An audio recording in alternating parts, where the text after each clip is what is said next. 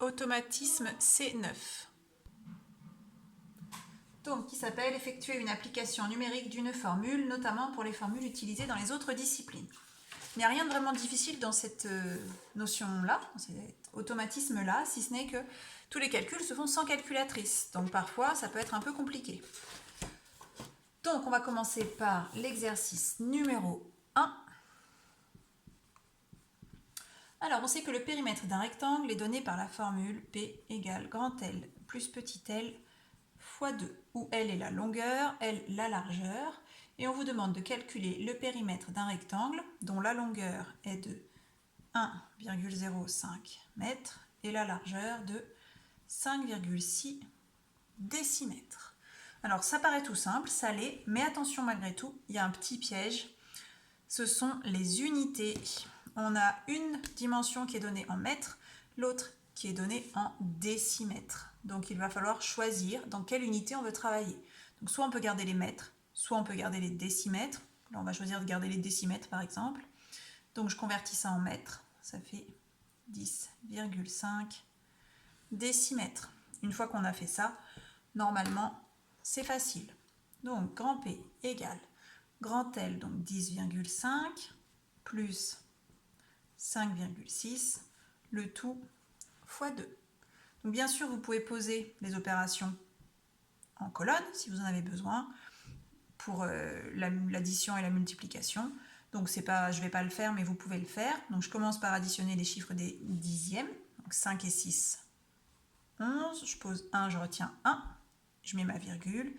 Ensuite, je passe aux chiffres des unités. 0 et 5, ça fait 5. Sans oublier ma retenue, 6 et 1. Et il me reste à faire fois 2. Donc là, il n'y a pas de difficulté particulière. Ça va faire 32,6. Sans oublier l'unité. Le périmètre est une longueur. Il est donc aussi, lui, en décimètres. On continue avec le numéro 2.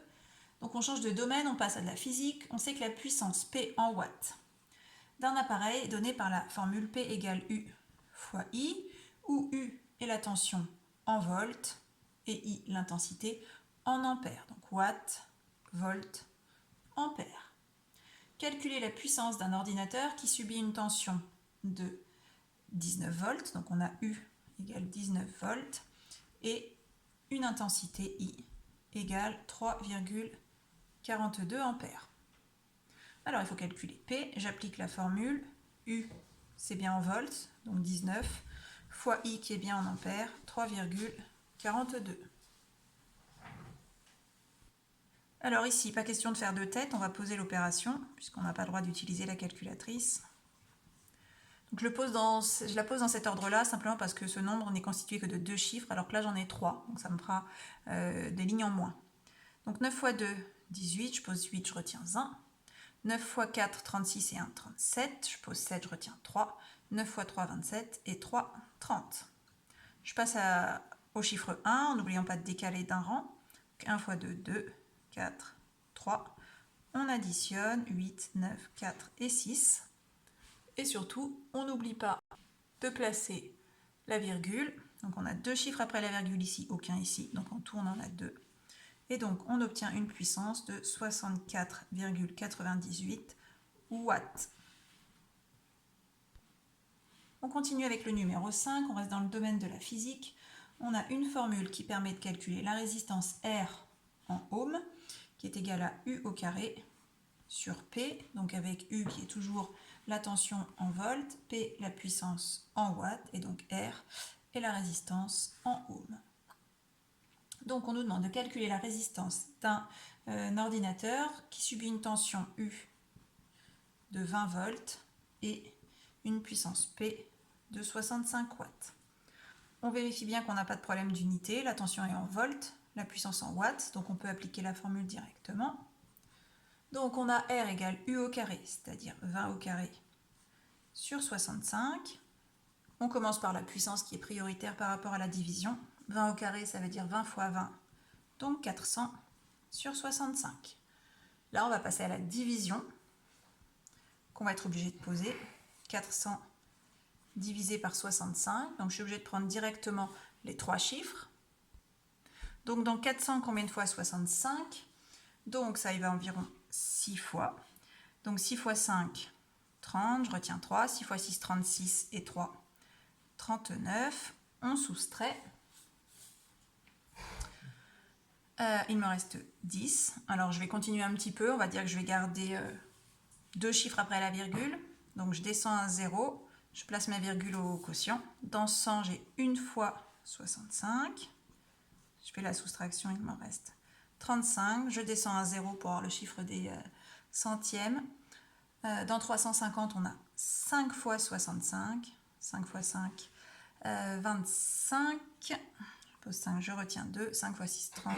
32. Il reste 25, même si ici, ça ne nous intéresse pas.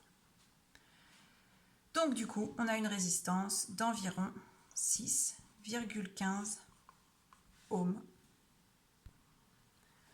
Pour les 3 derniers exercices, le numéro 11, le numéro 12 et le numéro 13, on travaille avec la même formule.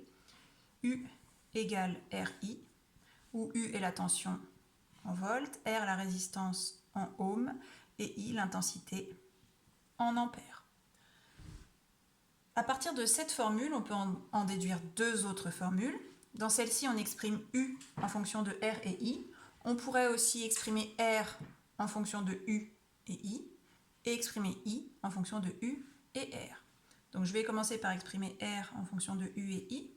Donc ça veut dire que je vais isoler R en passant le I dans le premier membre. Donc ça va devenir, ici c'est une multiplication, donc ça va devenir une division. Donc je vais avoir U divisé par I. La dernière, c'est lorsque j'exprime I en fonction des 2 autres. Donc on procède de la même manière. J'isole le I en faisant passer le R dans le membre contenant U, qui devient lui aussi une division, donc U sur R. Alors à partir de ça, on va pouvoir répondre à la question de l'exercice 11. On va choisir parmi les 3 formules celle qui va être adaptée à chaque exercice. Alors pour le numéro 11, on me demande de calculer la valeur d'une résistance en me donnant la valeur de U et de I. Donc R, ça va être cette formule que je vais utiliser. Donc R égale U, 20 sur 0,015. Donc si on avait une calculatrice, on n'aurait pas de souci pour effectuer cette division. Sauf qu'on n'en a pas. Et on ne sait pas effectuer une division dans laquelle le diviseur est un nombre décimal. Donc il va falloir se débarrasser de cette virgule. Donc pour me débarrasser de la virgule, vu qu'on a 3 chiffres derrière la virgule, on va multiplier par 1000. Sauf que si je multiplie le dénominateur par 1000, je dois aussi multiplier mon numérateur par 1000. Donc ça va faire 20 fois 1000, 20 000, sur 0,015 fois 1000, 15. Et désormais, je sais faire cette division que je pose à côté. Alors là, je prends 2 chiffres. Dans 20, on a 1 fois 15. Je ne vais pas écrire la soustraction cette fois-ci. 1 fois 15, ça fait 15. Pour aller à 20, il reste 5. Je descends à 0. Dans 50, on a 3 fois 15, ce qui fait 45. Il reste 5. Je descends encore un 0 et on se retrouve dans la même situation. Ça y va 3 fois. Il va rester 5. Je descends un 0. Ça y va 3 fois. On aurait une succession de 3, sachant qu'ici on va placer la virgule. Ensuite, on aura encore un 3. Donc on aura une résistance environ égale à 1333 ohms. On passe à l'exercice 12. Donc c'est toujours avec les mêmes formules qu'on travaille, sauf que cette fois-ci, on me demande la tension. Et on me donne R et I. Donc si on me demande la tension, c'est cette formule que j'utilise, U égale R fois I. Je vérifie bien que mes valeurs sont dans la bonne unité. Donc R c'est 2000 ohms, donc c'est bon. Et I c'est 0,05 ampères, c'est bon aussi. Donc ça va faire R 2000 fois 0,05. On pose cette opération.